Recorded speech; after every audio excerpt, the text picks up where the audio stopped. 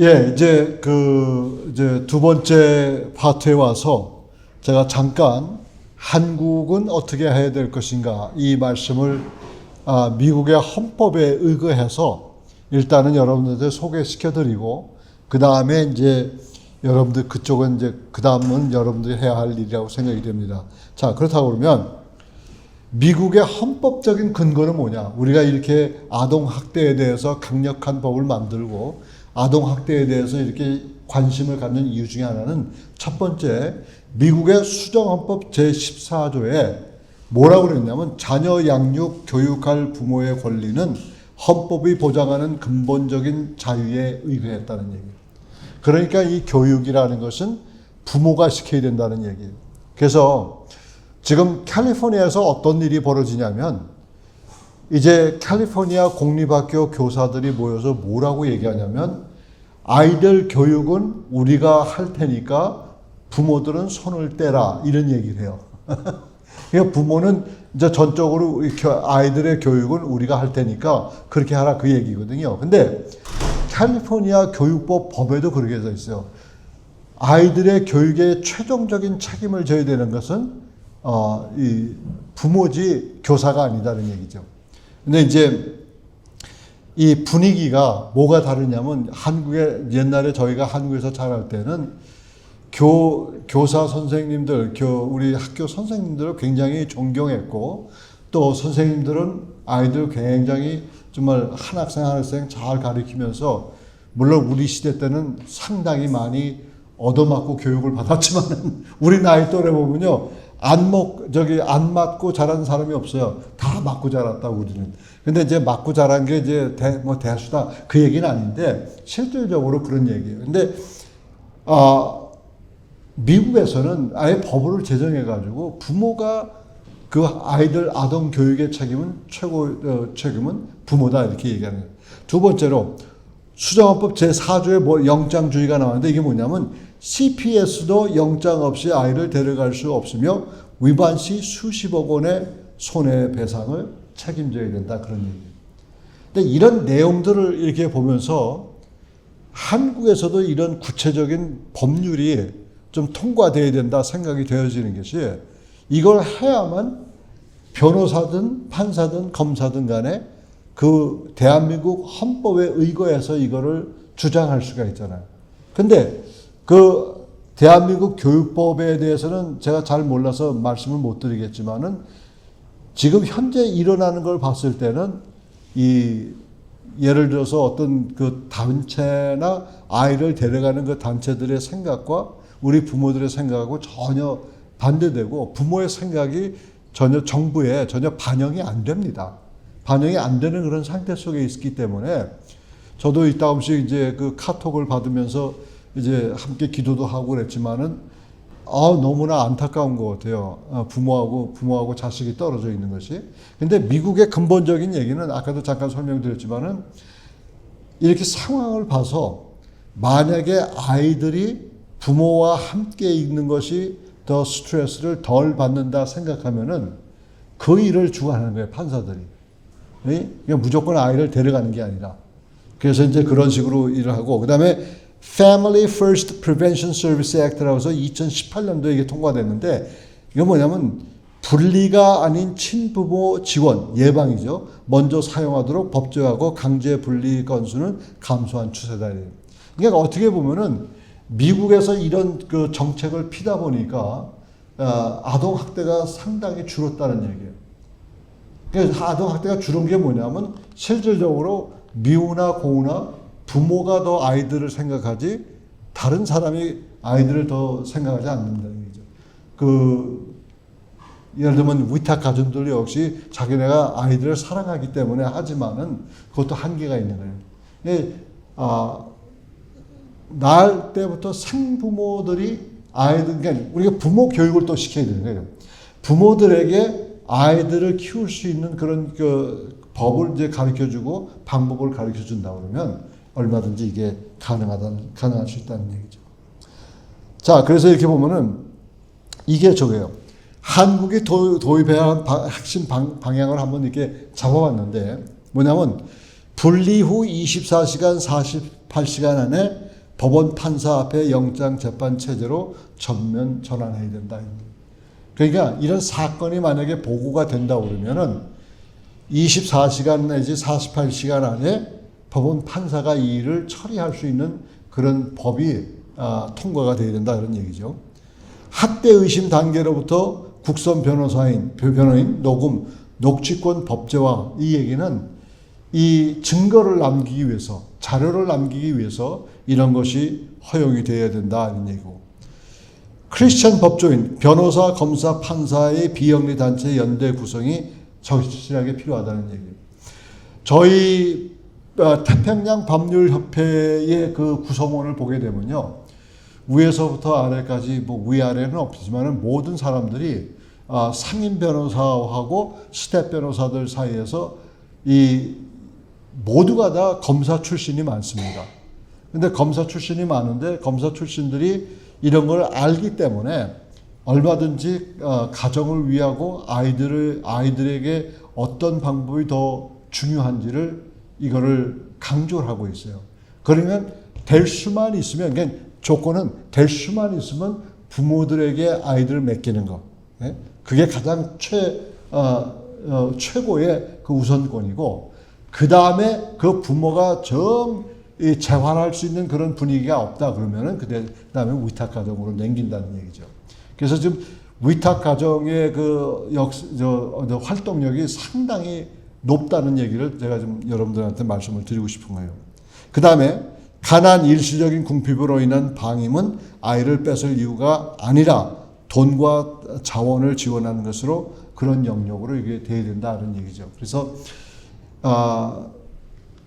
어저께인가 그저께 누구하고 식사를 하다가 이제 요 얘기를 했는데 이제 그분은 반대쪽에서 설명을 하더라고요. 왜냐하면 아이들이 너무나 가난하다 보니까 아동 보호하는 그 시설에 가보니까 침대도 주지요. 그 다음에 먹을 거 아침, 점심, 저녁 다 주지요. 그 다음에 용돈도 주죠. 한 주에 2만 원씩 준다고 그렇게 얘기하더라고요. 그러면서 그분이 얘기해요. 집에서 못하는 거 여기서 해주는 거 얼마나 좋으냐 이런 얘기를 한다고. 그래서 제가 어이가 없어가지고 그 사람은 눈을 똑바로 뜨면서 그 얘기를 반대 의견을 했는데 반대 의견을 안 들으려고 하세요. 근데 이게 아무리 가난해도 그 가정을 깨는 거 아니겠습니까?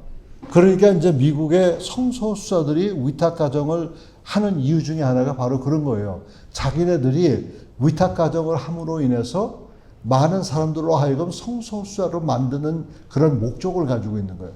그러니까 그네들이 아이들을 위탁받으면서 이 아이들을 동성애자, 성전환자, 그 다음에 프리 섹슈얼 오리엔테이션으로 이렇게 바꿔버리는 거예요. 그들의 목적이 그래요. 그러니까 실질적으로 그게 성경적이 아니래도 일반 상식으로 봐도 상식에 어긋나는 일인데도 그런 일들을 하고 있다는 얘기입니다. 그래서 그런 걸 봤을 때 실질적으로 좀 부모들에게 좀 여건을 좀 배려하고 또 좀 가정이 너무 힘들면은 돈을 그걸 써가지고 자녀들 교육에 좀 할 수 있도록 하면 좋겠는데, 이제 그 아동을 이제 데려가서 보호하는 그런 단체들의 그 퍼실리티, 그 내부 시설을 보면요, 어떤 데는 자기네 집보다 더 좋은 거야. 그러니까 아이들이 거기 가서 자기네 마음대로 하고, 그렇다고 해서 부모가 이거 하지 마라 저거 하지 마라 그런 잔소리 안 듣고, 그 다음에 한 주에 적어도 2만 원 이상 용돈을 주고, 아침 점심 저녁 뉴트리션 영양가 있는 음식을 다 주고, 그 옷도 주고 책도 주고 공부도 하고 이러니까 너무 좋은 거야. 그러니까 그렇게 하는데 그 방법이 과연 옳은가 했을 때는 그렇지 않다는 얘기죠. 그래서 그걸 보면서 실질적으로 만약에 한국의 헌법적으로 어떤 내용을 바꿀 수만 있다 그러면 이런 내용들을 바꿔가지고 우리 아동들과 아동들을 보호한다는 입장에서 아이들 데려가는 그 단체와서 유대 관계를 잘 맺으면은 실질적으로 아동 학대가 그렇게 많이 일어나질 않아요. 근데 많은 분들이 정부에 대해서 내가 부정적으로 얘기하는 게 아니라 정부에서는 이 아이들을 맡아야 정부의 도움을 받잖아요. 그런 기관들이. 그러니까 이게 정말 아이러니한 것 같아요. 생각이. 그래서 이런 내용을 보면서 여러분들이 가슴 아파하는 걸 그걸 보는데 어쨌든 요게 일부고요. 그 다음에 제가 스크린을 바꿔가지고 제가 그러니까 일단은 이 CPS, 그러니까 예를 들어서 Child Protective Service가 오기 전에 여러분들이 미리 준비할 내용들이 있는데 그 내용들이 뭐냐 했을 때 실질적으로 요거를 잠깐 보시면은 미국의 어떤 제도가 어떻게 돌아가는지를 알 수 있을 것 같아요. 그래서 내가 좀 스피드를 내가지고 잠깐 요 슬라이드를 하고서 그 다음에 우리가 이 모임을 마치도록 하겠습니다. 근데 이거 하루 한 번에 다 만나서 할 수 있는 것은 아니에요, 사실. 엄청나게 많습니다. 자, 영어로 타이틀을 보게 되면 Before CPS knocks at your door 이런 얘기예요. CPS 요원이 여러분들의 집을 방문하기 전 준비해야 할 일들. 근데 일단 CPS가 미국에서요. 일단 CPS가 오게 되면요. 우리 변호사님도 할 수 있는 그 가능성이 한계가 있어요. 이 사람들은 너무나 파워풀하기 때문에 아무리 얘기해도 이게 안 됩니다. 그러니까 그러면 그 사람들이 오기 전에 우리가 뭘 해야 되느냐 그걸 설명을 드리고자 하는 얘기죠. 이제 서론적으로 얘기한다고 그러면 한인 어머니가 경찰에 불려가 9개월간 아이를 빼앗긴 일이 있었고 이 초등학생 남학생이 장난 삼아서 거짓 보고를 했어요. 자기 엄마가 때렸다고, 구타했다고. 근데 CPS와 사회복지사가 인터뷰하는 가운데 한 5시간 반을 인터뷰했어요. 그랬는데 도대체가 그대들 생각에도 그 어머니 모습을 보고 그 어머니가 이야기하는 거 보고서는 이 어머니가 구타할 만한 사람이 아니다라고 판단했어요. 그럼에도 불구하고 아이가 9개월 동안 집에 못 돌아온 거예요. 근데 이 4학년의 남학생이 그거를 자기가 뼈저리게 교훈을 받은 거죠. 다음부터는 그런 거짓말을 할 게 있고 거짓말을 하지 말아야 될 게 있는데 엄마가 구타했다고 거짓말을 시켜가지고 자기도 나중엔 얘기하고 그다음에 부모도 그렇게 얘기하고 사회복지사나 CPS 요원도 그걸 인정했는데도 불구하고 일단 보고가 들어가면은 자유롭게 아이들을 찾을 수가 없다는 얘기죠. 심지어는 심한 경우에는요. 18세 이하, 18세 되기 전에는 아이를 못 볼 수도 있어요. 그리고 CPS에 이렇게 불려간 아이들은, 다시 면접도 없어요. 보는 인터뷰도, 면접이라고 하지 않고 뭐라고 하냐, 만남의 시간도 없습니다. 제1단계 뭐냐. 부모 입회 없이 자녀가 가정에서 가족과 훈육에 관해 학교 당국에서 질문할 때 아무런 대답도 하지 않도록 조언하라. 그런 얘기예요. 자, 그러면 아까 조금 전에 얘기한 것처럼 마찬가지로 학교 교사가 아동의 학대 또는 방임의 합리적인 의심을 가질 때에 그럴 때 뭐가 나오냐면 학교 상담자는 부모의 허락 없이 아이들을 상담한다.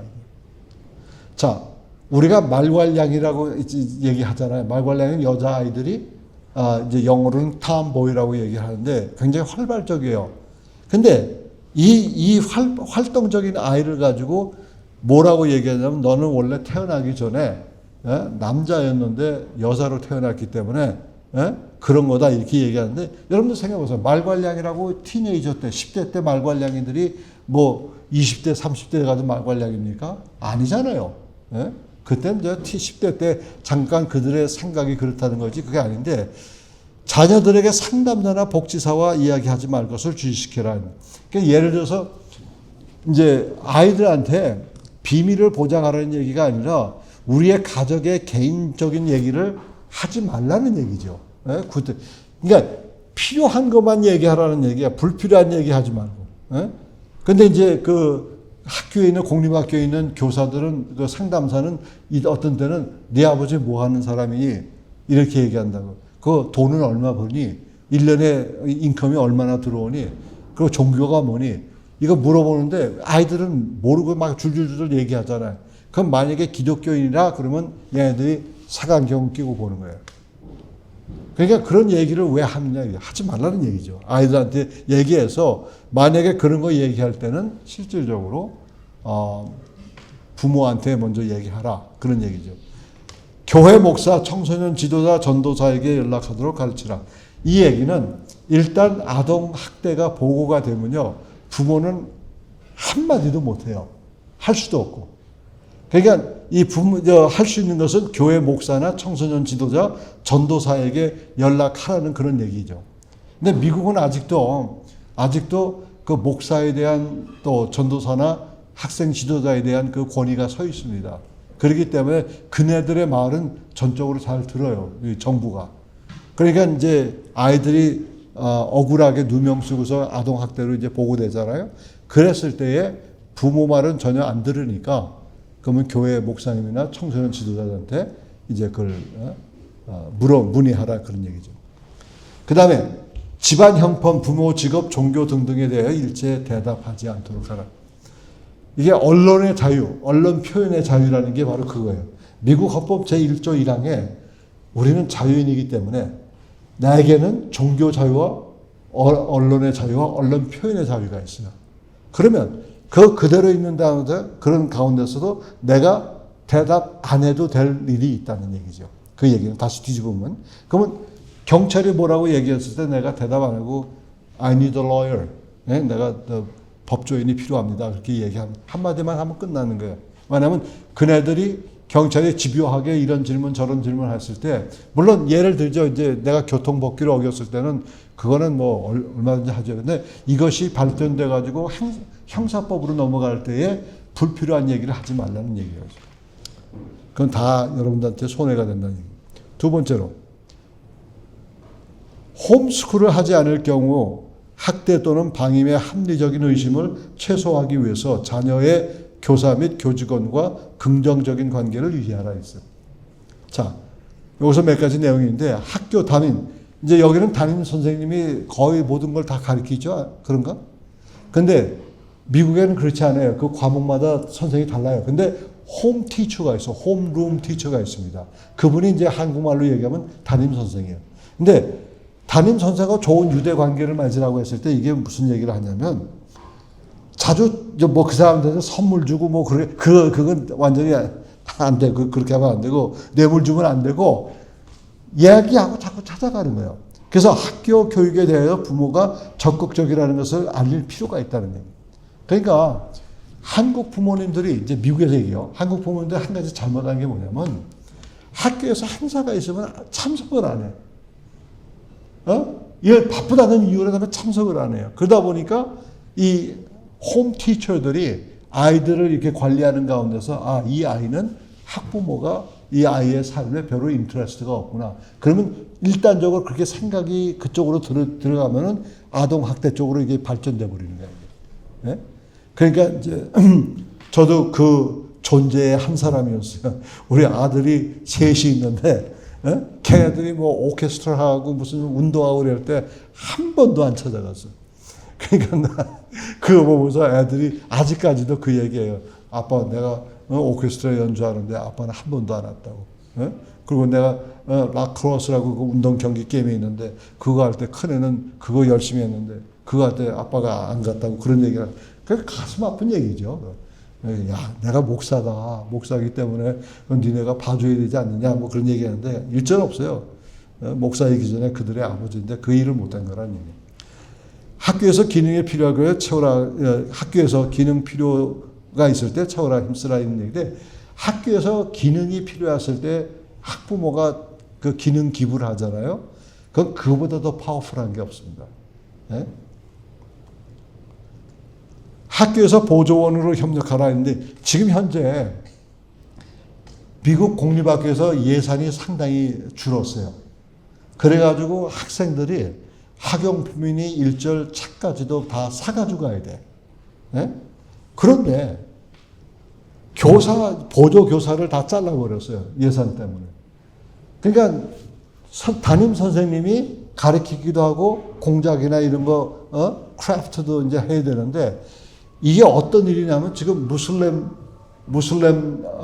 부모님, 무슬림 어머니나 힌두 어머님들이 영어 한마디도 못하는데 와서 선생이 종이 색깔 자르라고 그 모범을 보여주잖아요. 그럼 그대로 자르는 거예요. 그러니까 그런 일부터 시작해서 무슨 뭐 물 떠오고 아이들 물 먹이고 그 다음에 이제 뭐 간식 나눠주고 이런 일들을 이 무슬림 부모님들 엄마들하고 힌두 어머님들이 그거 한단 말이에요. 그러면 이 사람들 계속 하루 이틀도 아니고 계속 일주일 내내 가서 보잖아요. 계속 보면서 뭘 하냐면 이게 가까워지는 거야. 친구 안에서. 가까워지다 보니까 그 다음에는 이게 종교 얘기도 하게 되고 가정생활 얘기도 하게 되고 그러다 보니까 나중에는 이제 그 힌두 어머니의 아들 걔네들도 이렇게 봤을 때 봐주는 게 아니라 걔네들을 담임 선생님이 얘는 이러한 사람이 이런 어머니 밑에서 자랐기 때문에 이러한 사람이라고 이제 추천서도 써주고 그렇게 된다고요. 근데 우리 한국 부모님은 절대 그거 안 가요. 바쁜 시간에 내가 가서 색종이 오리게 생겼냐 이런 식으로 나오는 거라고. 그러니까 전혀 관심이 없습니다.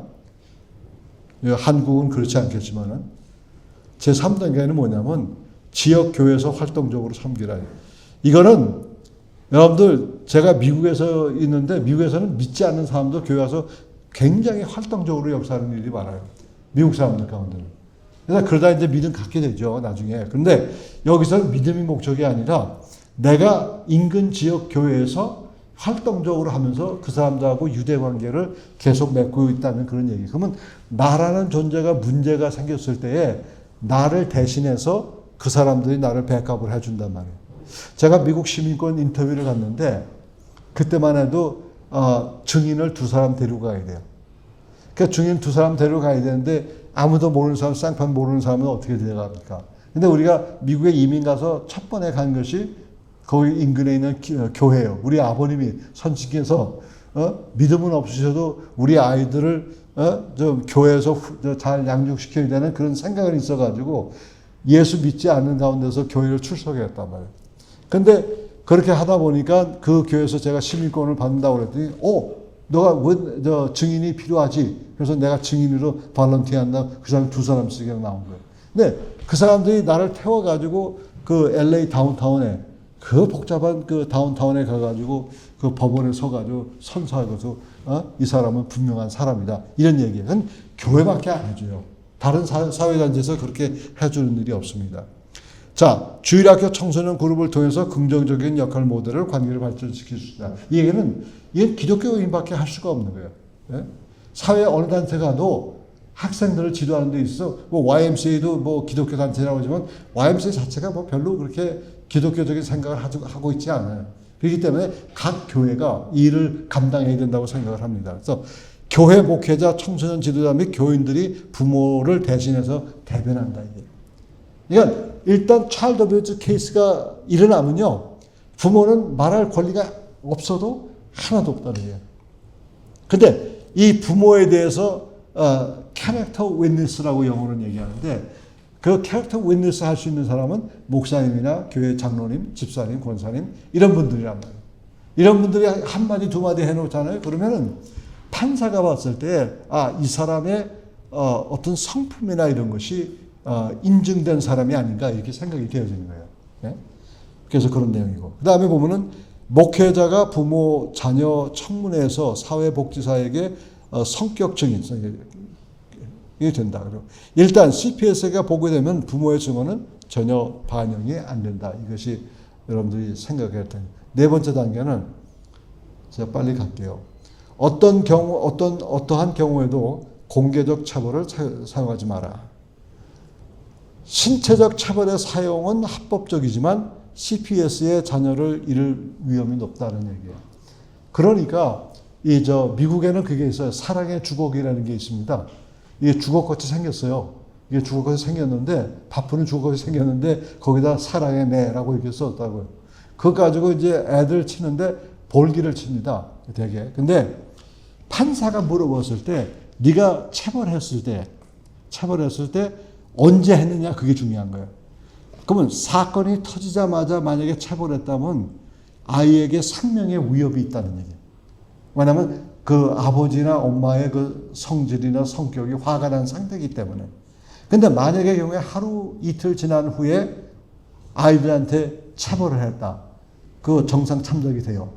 또 한 가지 창설된 게 뭐냐면 그 아이에게 체벌하기 전에 네가 분명히 왜 네가 체벌을 받아야 되는지 그거를 설명을 해줬냐. 해줬다 그러면 그 정상 참작이 돼버려요. 우리 집안에서도 그렇습니다. 우리 사내만 3살 아니에요?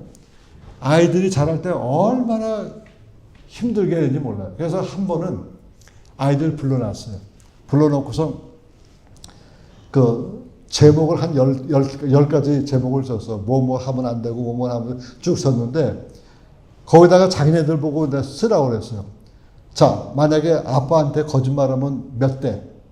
그러니까 우리 둘째 녀석이 너무나 까불기 때문에 16대. 또, 그래서 엄마 아빠 저 호주머니에서 돈 훔치면 몇 대? 뭐 거짓말은 성적 떨어지면 몇 대? 이래가지고 한 12가지 정도를 이렇게 쭉 해놨거든요. 근데 그거 쓰자마자 5분 있다가 한 놈이 걸렸어. 그때 그 둘째 놈이 걸렸다고. 근데 16대짜리가 걸렸어, 이게.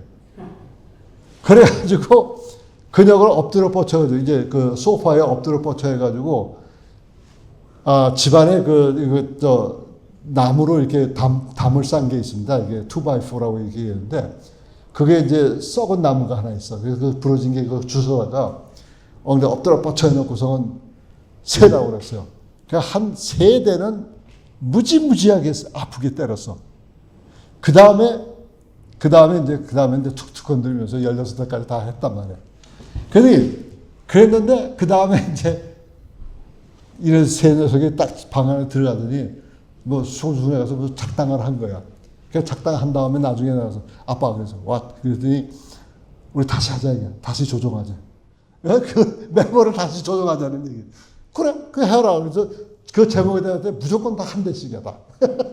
무조건 그 바이올레이션, 그 죄목에 무조건 다 한 대씩인 거야. 그럴 경우가 있는데, 그러니까 뭐 그건 우리 가정에서 일어난 일이지만, 이 얘기가 저 아이가 왜 자기가 체벌을 당해야 될지 알고 이유를 알게 되면은 그 이유에 대해서는 정상 참작이 가능하다는 것. 그다음에 체벌을 사용할 경우에 10세 미만 어린아이에게만 장난하라. 네? 그 다음에 뭐 얘기가 뭐냐면, 실질적으로 체벌할 때에 곡선이 있는 것으로 옷 입은 채로 엉덩이만 치도록 한다. 네? 그 다음에 얘기한 것이 뭐냐면, 사회복지사는 자신의 편견대로 보고서를 작성한다. 아무리 얘기해도 사회복지사는요, 그 사람의 그 편 때문에 그 사람이 어떤 글을 쓰느냐에 따라서 이 가정이, 생명의 존속이 거기서 생겨버리는 거예요. 아이를 뺏길 것인가 아니면 아이를 되돌려 받을 것인가. 그 다음에 미국에서는 종종 부모가 아이를 차고에 지내게 한다. 절대 이 방법을 사용하지 말라고 이렇게 권장을 하고 있습니다. 제5단계는 절대 12세 미만 아이를 집에 혼자 있게 하지 말아요. 이건 절대적인 것입니다. 만약에 이웃에서 12세, 어떤 주는 13세고 어떤 주는 12세인데 13세, 12세 그 나이에 만약의 경우에 아이를 혼자 놔뒀다고 그러면 방임죄로 걸리게 됩니다. 그래서 그런 거 하지 마. 각종 연령 차이는 있을 수 있지만은 캘리포니아는 12주 만에 혼자 두지 마라. 자녀가 나이가 들어도 예전에 비행 기록이 있는 아이는 혼자 두면 안 된다. 예를 들면은 불법 마약 사용이나 파괴 행위 이런 거를 했을 때에 예를 들면 고등학생인데 옛날에 그런 비행이 기록이 되어 있는 학생은 절대로 혼자 두지 말라는 거예요. 사회복지사는 감독 없이 어린이 청소년들을 남겨두게 되면 더 강력한 조사를 하게 된다는 얘기고, CPS의 신문을 받지 않기 위해서는 어느 상황이라도 혼자 아이를 집에 두지 말아야 돼요. 이거는 자동차도 마찬가지예요. 자동차에도 어린아이를 잠깐 두고서 그냥 간 일이 있는데, 그게 실제로 있었어요. 그 괌이라는 거 여러분들 태평양 연안에 있는 그 섬 알죠? 그 괌에 사이판인가 괌인가 확실하지 않은데 한국의 변호사 부부가 생후 1년 됐나? 그 아이를 데리고 갔는데 잠깐 뭘 사러 간다고 마켓에 들어갔을 때 아이를 창문을 조금 열어놓고 아이를 자니까 깨우지 않고 거기다 두고 갔다 왔어요. 그래가지고 옆에 있는 사람이 신고해가지고 그 사람들이 법정에까지 섰단 말이에요. 그래가지고 벌금도 냈지만은 사실상 그 미국 법에서 그 사람들을 구류시키려고 그랬는데 아무래도 여행자고 그래서 그냥 훈방 조치해가지고 벌금만 물게 하고 보냈는데 이러면 절대 안 된다는 얘기예요. 여기서는 동물도 마찬가지예요. 미국에서는 동물 애호가들이 너무나 이걸 중요시 여기기 때문에. 6단계. 아이의 체중에 늘어나지 못하거나 비만 상태일 때 공공 클리닉에 가지 말고 가정 주치의에게 문의하라는 얘기. 그러니까 이 애가 아무리 급해도 응급실로 찾아가지 말라는 얘기예요. 의사를 찾으라는 얘기. 그리고 여기는 잘 모르겠어요. 근데 저 미국에서는요, 주치의가 특별히 아이 소아과 의사들은요, 24시간이에요. 아이가 뭐가 잘못돼서 저기 하면, 가서 만나 줍니다. 그 아이가 걱정이 돼서. 그래서 아이를 치료하든가 자기가 하지 못하면 응급실로 보내든가. 의사가 응급실로 보낼 때는 아무런 문제가 없어요. 근데 이제 부모가 응급실에 데려간다고 그러면 그게 문제가 되는 거죠. 자, 자녀에게 문제가 있을 때 제 아무리 급해도 응급실보다는 주치의를 먼저 찾으라는 건 얘기했고, 그 다음에 일단 아이를 빼앗기면 그 아이를 위탁 가정에게 맡겨지고 성소수자들에게도 맡겨진다는 걸 배제할 수 없다면서요. 캘리포니아의 플러턴시의 한 젊은 부부의 경험, 제가 조금 전에 말씀드렸죠. 그게 특별한 그 케이스가 되겠습니다. 7단계. 뭘 얘기를 하냐면 미래에 비난받는 것을 막기 위해서 자녀를 개인 소아과 의사에게 매년 정규적 검진을 받고 기록을 남겨두라는 거예요. 의사한테 기록을 좀 남겨달라고 그러면요, 얼마든지 할 수가 있습니다. 그 아이의 건강을 위해서라도 주기적으로 소아과 의사를 찾아라. 진료 보고서를 요청해서 집으로 비치해두라. 그러니까 진료 받은 거를 갖다 집안에 비치해두세요. 왜냐하면 언제 어느 때 CPS나 사회복지사가 올지 모르니까 그렇게 왔을 때 영장 들고 오면은 그거 보여줘요. 보여주면은 그네들이 보고서 이게 합리적인 것이면 실제로 그네들이 건드리지 않습니다. 자녀 양육에 대해서 소아과 의사에 주기적으로 상의해라. 그리고 CPS나 사회복지사는 부모의 말보다는 소아과 의사 말을 더 신뢰한다. 그건 뭐 당연한 얘기죠. 자, 8단계 가서 교육국은 ADD 또는 ADHD를 위해 리탈린에 가입할 것을 주장하는 경우 그 반대를 권고할 수 있는 정신과 의사의 검진을 받도록 한다. 그러면 ADHE가 뭐냐? 모르는 분은 이거하고는 관계없는 얘기예요. 생각 안 하셔도 됩니다. 근데 이걸 뭐라고 하냐면 아이들이 굉장히 하이퍼하게 이게 하잖아요. 그럼 약을 투약해가지고 그 아이를 좀 이게 점잖게 만든다. 그게 아니고 좀 행동을 줄이게 만드는 그 약품이에요. 근데 그 약을 할 때, 그러니까 미국에서는 공립학교에서 어떤 약이라도 아이들한테 투약할 때는 부모의 허락을 받아야 돼요. 네, 부모의 허락. 공립학교 교사는 과도하게 활동적인 아이를 당국에 보고하여 교육적인 편의로 리탈린이라는 약을 투약하는데 이것이 법적으로 위법이라는 얘기입니다. 이런 학생은 인디펜던트 스터디에 들어가게 하는데 많은 예산이 요구되므로 학교에서는 약을 먹이지 않는다. 만약에 학생이 이게 이제 굉장히 액티브하잖아요. 그러면 그 액티브한 학생을 혼자 독립적으로 공부할 수 있는 여건을 만들어줘야 돼요. 근데 그것이 예산이 너무 많이 들어가니까 약을 한번 투입하게 되면 애가 잠잠해지잖아요. 캄다운해지니까 이제 약을 투약하는 경우인데 약을 투약할 때는 분명히 부모의 허락을 받아야 되는 거죠. 홈 에듀케이션 제9단계인데 홈스쿨 경우 교육적인 태만을 방지하기 위해서 각 주의 요구사항을 철저하게 준수하라는 그런 얘기인데 교육적 태만은 일부 주에서는 아동 퇴학을 시킬 수 있는 근거가 되버리고 자녀의 학업 성취도 및 시험 점수에 대해서 잔혹한 기록을 유지하고 쉽게 이해할 수 있다. 만약에 홈스쿨을 할 경우는 여러분께서 그런 내용들을 잘 기입해놨다가 준비시키라는 얘기입니다. 사립학교에서 학습 커리큘럼에 등록되지 않을 경우 사회복지사에게서 인지하도록 하라. 이제 홈스쿨링 하는 학생들은 항상 그 자료가 있습니다. 그들의 공부해야 될 그 공과가. 그래서 이제 너무나 이제 공립학교에서 너무나 잘못된 것을 가리키니까 미국에는 거의 다 홈스쿨링이 지금 굉장히 파퓰러해요. 그리고 홈스쿨링 다니는 애들이 실력이 대단합니다. 그리고 홈스쿨링 애들은 자기가 다른 사람하고 경쟁하는 게 아니라 자기 자신하고 경쟁하기 때문에 이 시간이라는 게 걔네들에게는 굉장히 위안이 되는 거예요. 그 다음에 압력이 없어집니다. 그러니까 자율적으로 자기가 공부할 때는 열심히 하고 제가 조금 전에 오늘 오전에 제 친구 목사님이 자녀가 넷인데 버지니아 스테이트에서 지금 미국 교회를 목회하는 사람이에요. 근데 이분들은 4명을 다 모두 홈스쿨링했어요. 이번에 주립대학에 큰 딸을 주립대학에 보냈으면 예? 아주 당당하게.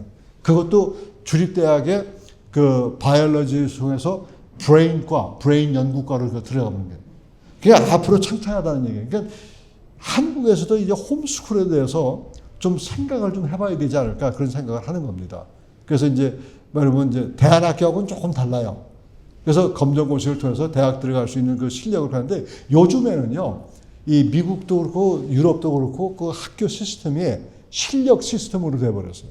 근데 그 실력이 뭘 암송하고 주입식으로 이렇게 공부하는 게 아니라 완전히 자기가 책을 읽고 자기가 연구하고 자기가 발표하고 자기가 크리틱을 듣고 비평을 듣고 이런 식으로 하면서 자기가 혼자 잘하는 거예요, 혼자. 그런 일을 하는데 그 중에 하나가 캘리포니아 주에 있는 캘리포니아 샌프란시스코 옆에 있는 미네르바 유니버시티라는 게 있습니다. 그 미네르바 유니버시티라는 것은 그거는 4년 과정에 7개 나라에 가서 이론뿐만 아니라 실제적인 자기네 프로젝트를 이행하는 그런 학교예요. 그러니까 그 학교에만 들어간다고 그러면 벌써 3학년 후반기 들어가면 이미 애플이나 아니면 구글이나 이런 중요한 회사에서 계약을 맺으러 와요. 자기네 회사로. 그래서 서울대학교에 있는 학생들도 여러 번씩 서울대학교에서 그 중퇴하고선 그쪽으로 다 옮겼어요. 공부를 하는데 그 목적이 뭐냐면 이 한 학생이 자율적으로 공부하는 그 습관을 기르쳐 주는 거예요. 그러니까 우리가 이제 한국 학생들 보면요, 대학에서 엄청나게 힘들어해요. 왜냐하면 초중고등학교에서 교육을 받다가 대학에 가니까 이게 문제가 다른. 자기가 혼자 해야 되는데 그게 안 돼 버리는 거예요. 그러니까 초중고에 다니는 학생들은 이게 자율적으로 공부한 게 아니라 어떤 선생님이나 부모나 어떤 프레셔 때문에 공부한 거 아니에요. 그러니까 그 방법은 모르는 거야, 대학 공부를. 근데 이런 홈스쿨링에서는 아예 초장부터 자율적으로 공부할 수 있는 그런 기회를 준단 말이에요. 그러니까 대학 가도 별 문제가 없는 거예요. 그런 얘기. 다른 곁길로 들어섰으면 아이의 건강을 위해서 주치의사에게 진료 소견서를 복사해서 배치해두라. 그러니까 요거는 이제 만약에 내가 지난봄에 의사를 봤잖아요. 그러면 의사 소견서에 내가서 종합적인 소견서를 가지고 카피해달라고 그래가지고 복사해달라고 그래가지고 그걸 방 안에 집에다 둬요. 그러면 어떤 사건이 일어나고 아동과 관련된 그런 일이 일어난다고 그러면 그거 바로 증거물이 돼버리니까 그러니까 부모가 학대하지 않았다는 게 거기서 증거가 나오는 거죠. 다 왔습니다. 자녀에게 성별 또는 성행위 문제가 있을 경우 공립학교 및 선호하는 홈스쿨에서 빼내고 면허 있는 심리학자와 상담을 한다는 얘기예요. 근데 지금 미국에는 심리학자들이 그 공립학교에서 얼마든지 상담을 해줘요. 네? 그래가지고 해주니까 상담하면서 심리학자들의 생각을 우리가 얼마든지 아이를 위해서 보관할 수 있다는 얘기에서 캘리포니아주는 CPS 요원 자녀들의 성적 취향과 관련해서 문제 삼을 수 있고 아이를 데려갈 수가 있다는 얘기. 근데 예를 들면 아까 그런 얘기예요. 메인주라고 동북 쪽에 미국 대륙의 동북 쪽에 조그만 주가 있는데 실제로 일어난 얘기예요. 거기서 일어난 일인데 뭐라고 얘기했냐면 거기에 말괄량이가 있어. 그 말괄량이 학생인데 이 상담자가 가만히 보니까 좀 건수가 하나 생긴 거야. 그래가지고 걔를 불러가지고 인터뷰를 쭉 한 다음에 결론을 어떻게 줬냐면, 야, 너는 원래 남성이었는데 여자로 태어났다. 거기까지는 좋아. 그런데 거기다 모든 학교의 다큐멘트에, 학교 서류에 다 성별을 다 천지해버렸어요. 그래가지고 나중에 천지한 후에 부모한테 통보를 했단 말이야. 부모가 뒤집어져가지고 그냥 난리법석 쳐가지고 스테이트 하이어스트 스테이트의 그 수프림 코트까지 다 갔다. 그러니까 승소했어요. 왜냐하면 부모 허락 없이 지 맘대로 해버린 거랍니다. 그래서 그 사람은 이제 파이어 해고당했지만은 그런 일이 있단 말이에요. 그러니까 이제 그런 문제가 있을 때 실질적으로 우리가 주의해야 된다. 사회복지사와 인터뷰하기 전에 부모는 본협회에 연락하도록 돕니다. 이제 얼마나 이게 유명하냐면요. 이제는 PJI, Pacific Justice Institute, 태평양 법률협회라는 그 단체가 미국 전역에 완전히 다 퍼져가지고 종교 자유, 부모 권리, 그 다음에 생명의 존엄성, 기타 및 등등 여기에서 헌법과 관련된 일은 우리가 다 도와줘요. 무상으로 다 도와줍니다. 그러니까 여러분들의 당한 얘기를 우리 변호사들한테 일단 얘기해 놓으면 변호사들이 다 일을 처리해버려요. 돈도 안 들어요. 근데 그런 도움을 우리 한국 분들이 세상에 공짜가 어디 있어? 이런 식으로 의심하기 때문에 이게 도움을 못 받는 거예요. 세상에 공짜 있습니다. 네? 제일 큰 공짜가 뭔지 아세요? 기독교인들은 하나님한테 구원받았잖아. 네? Free of charge. 네? 부모가 아이의 이게 정정체성이라 성정체성입니다. 성정체성에 대해서 다른 의견을 가진다고 생각하면 정서적 학대로 취급한다는 얘기예요. 그러니까 예를 들어서 우리가 아이들한테 기독교 교육을 시키잖아요. 그리고 하나님께서 남성과 여성을 창조하셨다는데 그렇게 가르치면은 이 상대방에서 그렇게 보고를 해버린다는 얘기예요. 그래서 그것 때문에 소송을 걸고 난리 법석을 떤다 그런 얘기죠. 11단계 깨끗하고 안전하며 건강한 생활 환경을 유지하라.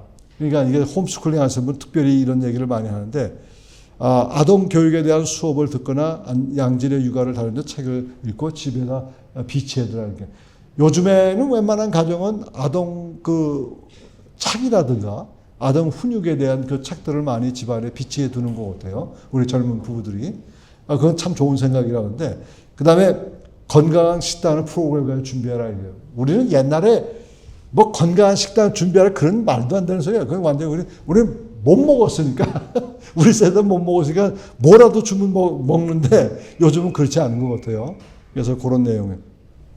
그 다음에 이제 비만이나 극도로 저체중인 경우 검사 대상이 된다. 그러니까 항상 아이들을 보고서 굉장히 비만해 가잖아요. 아니면 축소되면은 분명히 여러분들 소아과 의사를 찾아가가지고 얘가 무슨 문제가 있는지 문제가 없다 하더라도 의사한테 보여주는 게 중요한 거예요. 의사한테 보여주면은 의사가 자기가 판단해가지고 이 아이는 체중이 늘질 않는데 그것이 무슨 학대나 뭐 이런 것 때문에 아니라는 것을 분명히 증명이 되기 때문에. 그래서 혹시 집안에 들어와 검사할 때는 비디오로 녹화해서 잘못 보고를 방지하라 그런 얘기죠. 왜냐하면 사회복지사는 자기가 원하는 대로 쓰기 때문에.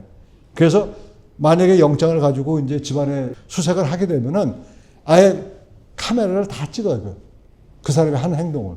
근데 그 이유는 그 사람을 의심해서가 아니라 그 사람이 쓰는 보고서가 만약에 잘못 자기의 청양에 들어가면은 그거를 반박할 의지의 자료가 된다는 얘기죠. 화재 예배 연출 검출기, CO2 검출기. 그러니까 이게 이제 여기 한국 가정은 그게 있는지 모르겠어요. 이 검출기들이 다 달려 있습니다. 미국 가정에는. 그래서 이산화탄소 검출기도 있고 이게 검출기가 있는데 검출기 만약에 없다고 그러면 그거 장식해 놔야 돼요. 그거 장치해 놔야 됩니다. 자, 마지막으로 하나만 더 말씀드리고 오늘 강연을 마치겠습니다. 일단은 CPS한테 아이가 붙들려 가면은 그 다음에는 그 칼자루 쥔 사람은 CPS 요원이지 판사도 아니고 검사도 아니고 또 실제로는 우리 목사님들이나 청소년 지도자도 아니고 당연히 부모는 아니죠. 그러니까 아이를 뺏길 가능성이 상당히 많다는 얘기예요. 적어도 미국의 헌법에 의해서. 그래서 CPS가 전화를 하거나 문을 두드릴 경우 방문을 연기하라. 그 얘기는 뭐냐면 일단 이제 와서 이제 문을 두들기잖아요. CPS 요원이라고 내가 저기 아동 학대에서 보고를 받았다 그러죠. 그러면 우리가 준비가 안 됐으니까 우리 한 2, 3일 있다 오면 안 되겠냐 그렇게 물어봐요. 네? 그래 놓고서 그 다음에 얘기는 뭐냐면 비상 사태가 아닌 경우 판사가 서명한 영장 없이는 집에 들어올 수 없다는 게 그게 사실이고 그 다음에 비상 상태가 있다 하더라도 우리가 그렇게 얘기할 수가 있어요. 사회복지사가 방문을 요청할 때 다음 주 어느 특정한 시간에 오도록 하라. 그리고 곧바로 본 협회에 연락을 해서 도움을 받으라는 얘기예요. 근데 이제 아까도 어느 분이 잠깐 명시했는데 한국에도 이런 모임이 있느냐 했을 때 제가 지난번에 변호사님들하고 얘기했는데 그런 게 없다고 얘기하더라고요.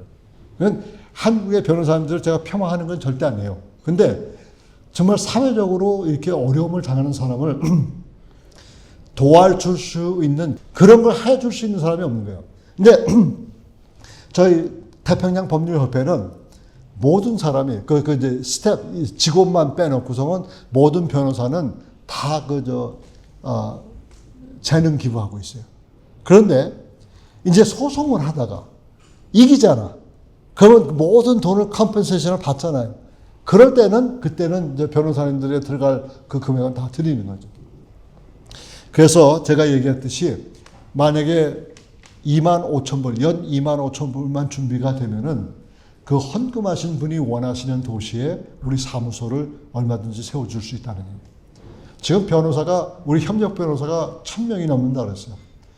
그분들이 이런 일을 하고 싶은데 이 자원이 안 따르는 거라. 그래서 그런 얘기예요. 그리고 인터뷰 날짜 전에 그 소아과 의사한테 진단서를 떼어오시고 기타 자료가 필요한 자를 다 떼어서 준비해 놓아요. 이렇게 하는 것은 우리가 그 사람들한테 이제 아이를 뺏기기 싫어하기 때문에 그런 거예요. 혹시 상황이 더 심화되면은 타주로 잠깐 옮겨 있어도 된다. 이것은 적법 절차라고 얘기하거든요. 이런 문제가 생기잖아요. 그러면은 실질적으로 저와 여러분들 사는 것은 잠깐 타주에 가 있으면 돼. 네? 그게 도피하는 게 아니라 우리가 준비하는 기간을 마련하기 때문에 그런 거예요. 그래서 우리 미국에서는 이 두 넘버를 계속 우리 한인 가정에 주는데 하나는 916번호는 이게 직접 우리 협회로 들어가는 전화예요. 근데 지금쯤은 영어 하실 수 있는 우리 학부모들이 많아요. 그래서 저한테 얘기해서 이렇게 가는 것보다 당신들이 그 케이스를 직접 얘기하는 것이 더 효율적이라는 얘기예요. 왜냐하면 나를 거치면은 한 달이 거쳐가기 때문에 또 거르게 되는 필터링이 되기 때문에. 그래서 이제 제가 레코멘드 하는 건 이거고, 제 전화번호를 내놓는 것은 전혀 영어가 도움이 안 되는, 영어 도움을 받을 수 없는 분들. 네? 그분들은 얘기하면 제가 녹음을 해요. 녹음을 해가지고 그분들이 뭘 원하는지를 이제 영어로 번역을 해가지고 그거를 다시 정리해서 우리 변호사들한테 얘기를 합니다. 그렇게 해놓게 되면은 실질적으로 제가 더 이상 애드하는 거 없고 또 빼는 거 없고 그냥 있는 그대로 들어가니까. 근데 요즘에는 우리 변호사들이 얼마나 친절한지요. 한마디 영어 액센트가 있는데도 불구하고 콩글리시에도 불구하고 다 들어요. 끝까지. 그게 한 30분, 40분 돼도 그 얘기 다 듣습니다. 듣고 나서 그 다음에 이제 그 다음 단계로 넘어가는 거죠.